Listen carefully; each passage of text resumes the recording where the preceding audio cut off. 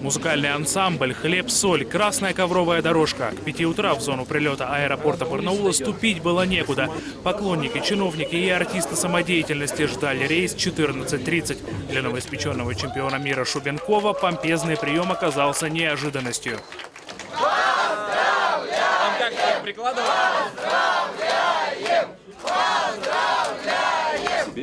Спустя несколько часов Сергей Шубенков и его личный тренер Сергей Клевцов уже отстреливались от многочисленных вопросов журналистов, собравшихся посмотреть, поговорить, сфотографироваться со спортсменом года, как назвали золотого алтайского мальчика федеральные СМИ. Радость от победы, конечно, переполняет, признался 24-летний бегун. Вот только было бы еще интереснее, если бы за титул с ним боролся его давний визави Орландо Ортега. Его отсутствие разочаровало Сергея.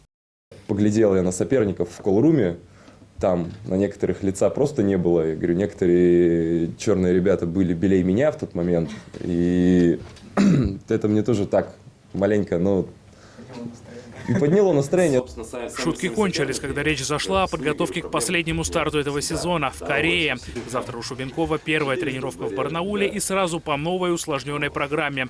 Теперь бегуну придется перепрыгивать не только барьеры, но и ведра с тазами. В зале, где тренируется Шубенков, течет крыша, а починить ее некому. Прямо сразу после того, как победа была одержана, тут же сразу начали возникать у ряда граждан вопросов, которые у Руля стоят. А что вам надо сделать, чем помочь Дарью? Я говорю, ну хорошо, сейчас мы как бы это все обрешим.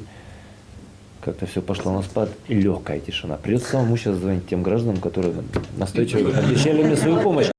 В октябре Шубенков завершит сезон, затем возьмет паузу. Зимние турниры он пропустит, чтобы набрать форму. Новая главная цель тандема Шубенков-Клевцов – Олимпийские игры в Рио-де-Жанейро. Спортсмен признался, что хотел бы на них попасть. Уж очень им с тренером нравятся бразильянки. Василий Морозов, Маруся Загорская, Алексей Фризин. Наши новости.